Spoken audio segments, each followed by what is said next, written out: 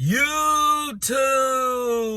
What's good, guys? It's your boy TD, and I'm back again with another video from Fantasy Good Sports, guys. And today's videos are going to be on 5 wide receivers that you should be careful about drafting. Now, listen, I'm not telling you to fade these guys. I'm not telling you not to draft these guys. I'm not saying these guys are not going to be really good or be top 12 in a position.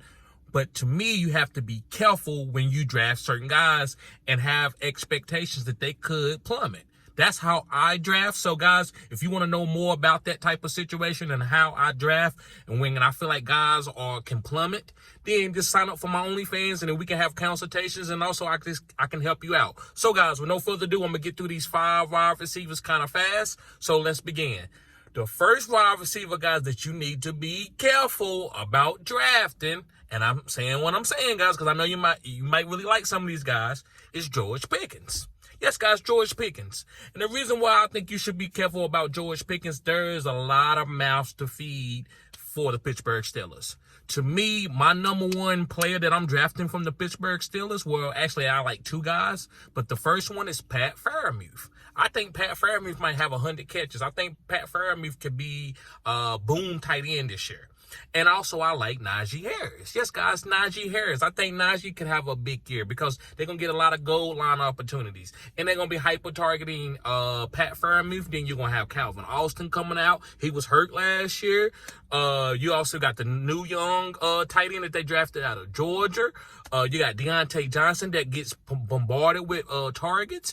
This is a lot of guys that's going to be getting a lot of targets on that team. Then you got Allen Robinson. So, picking George Pickens, you might have weeks where he only get like 6 targets and he only have like 70 yards and he might not get a touchdown. And then you're disappointed. Why? Well, it's a lot of mouths to feed. Moving on. The next guy, guys, is from the Denver Broncos, as in right now, because I think he could get traded, is Courtland Sutton. Yes, guys, Courtland Sutton. The reason why I think you should be careful if you're drafting Courtland Sutton, they got Mims. Yes, guys, Marvin Mims, the wide receiver out of Oklahoma. He's a really good stud. He's a hybrid. And when I say hybrid, he's not like a Debo or nothing, but this guy can take carries. He's fast, he's athletic, and he has good hands. So I think it's going to be Jerry Jeudy and Marvin Mims as the number 1 wide receivers. And then Tim Patrick. I don't think Courtland Sutton is I'm not saying he sucked, but he's just a jump ball wide receiver. I don't think he separates that good, but I think you can throw him some jump balls in the red zone. Other than that, I think he's overpaid. And I hate to do that because Courtland Sutton is a good football player. But to me, I just don't think they got any room for him. I don't think Sean Payton wants to target this guy. So be careful. I'm not saying he can't be top 24. I doubt he's top 12. But just be careful if you draft him, no matter where his ADP at. Moving on, guys. I got 3 more guys. The next guy is Chris Olave, guys. Yes, Chris Olave from the New Orleans Saints. And the reason why I think you should be careful about Chris Olave, I believe Rashid Shaheed is probably the number 1 wide receiver on this team, young guy. Now, listen, Michael Thomas is still a beast. Chris Olave, I'm not trying to hate on Chris Olave. I think Chris Olave is a good slot, explosive guy. I don't think he's some alpha guy that's going to get 12 targets a game, right? People are drafting this guy in the 3rd round like he's going to get hyper-targeted, like he's Garrett Wilson. I'm not saying Garrett Wilson is better, but Garrett Wilson's going to get hyper-targeted from Aaron Rodgers. You really think Derek Carr's going to hyper-target Chris Olave? I just don't see him getting hyper-targeted when you got Michael Thomas and you resign him. What, Michael Thomas going to get four catches a game? Was he just going to be a little guy that you give him 2 carries and 2 catches and put him on special teams? No, Rashid Shaheed showed off last year. So, guys, you got to be careful when it comes to getting Chris Olave. I said what I said, guys. So, moving on. We got 2 more guys. I'm not going to hold you up on this video. The next guy that you should be careful when you draft is Christian Kirk.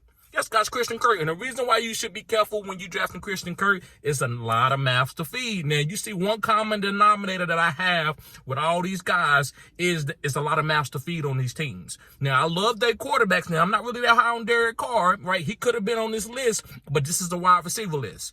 But for as wide receivers, it's a lot of wide receivers to feed on the Jacksonville Jaguars. I think Trevor Lawrence is going to be a top 3 quarterback this year. I said what I said. He's going to be a top 3 quarterback. But who do I trust? Who's going to get alpha targeted? I don't think nobody. I think it's going to be Calvin Ridley 1 week, Christian Kirk 1 week, Evan Ingram 1 week, the running backs 1 week, right? I just don't think there's nobody on there that I think is going to be hyper targeted that's going to always get 10 targets a game. So I'm not drafting Christian Kirk where his value at. And if he fall to me where I can get him and it's very, very safe, he's a flex play for me, I would love to have Christian Kirk. But he's not going to be my wide receiver 1 or wide receiver 2 and not even probably a wide receiver 3. But as a flex play, yes. And I'm talking about 3 receiver starting leagues. All right, guys, last but not least, and this one right here, hit me up in the comments and give it to me, because I know y'all gonna come for me, and it's gonna be fair. But I'm not saying this guy gonna suck or anything like this. This guy could be a top 5 guy, but I'm being careful when I'm drafting him, and it's because the way this team is made up. And I think this team is gonna actually, I don't think they're gonna go to the playoffs this year. That's just me. I think this team could have a really depreciate, and it's Ja'Marr Chase. Yes, guys, I said it. I know, right? It's Ja'Marr Chase. And listen, Ja'Marr Chase is the alpha. He's a beast. But do I think that Joe Burrow just going to go to him every single time and he's going to have 200 yards every game? And I know that's a lot, but let's say 100 yards every game. No, I think they're going to try to make T. Higgins and Tyler Boyd beat them. I wouldn't even say Tyler Boyd, right? I think they're going to try to make this run game beat them. I don't think they're going to let Ja'Marr Chase get one-on-one coverage. I wouldn't. I'm triple teaming and double teaming. Joe Burrow beat me with somebody else. I know what you want to do with Ja'Marr. So I'm double teaming. I'm shading all my zone coverages over there. So for you to draft Ja'Marr Chase number 2 off the board, you could be upset. Now, I'm willing to take Justin Jefferson. And I know this video is not about Justin Jefferson because he ain't on this list, but he got Addison. He got KJ Osborne. I think he's going to have TJ Hawkins. I think he got other weapons where you can't just go and double team Justin Jefferson. Other guys are going to get work. And so that's going to keep Justin Jefferson free and clean. Ja'Marr Chase, I think T. Higgins is overrated. I think T. Higgins is good, but I wouldn't make T. Higgins beat me. And I don't think T. Higgins can beat you where this team can be really good. I think this team is going to be last in their division. I said what I said. I think the Pittsburgh Steelers is going to be better than them. I think the Baltimore Ravens is going to be better than them. So I don't think this team is going to be as good as everybody say. Now, could that still be a lot of targets for Ja'Marr? It could be, but it's going to be efficient. Like, a lot of targets don't make you be a top 2 wide receiver. If this guy finished outside the top 5, he could be a bust as far as his capital because people are taking him in the top 5 picks. And I understand that. I've took him in some. But when I do take him, I'm trading him too, right? Because I'm trying to get a haul for him because I don't want to play with a guy that on a team that don't have a really good team around him and you just forcing targets to him. Not as a top 5 pick. That feels kind of trashy to me to go, come on, keep giving it to Ja'Marr. I need you.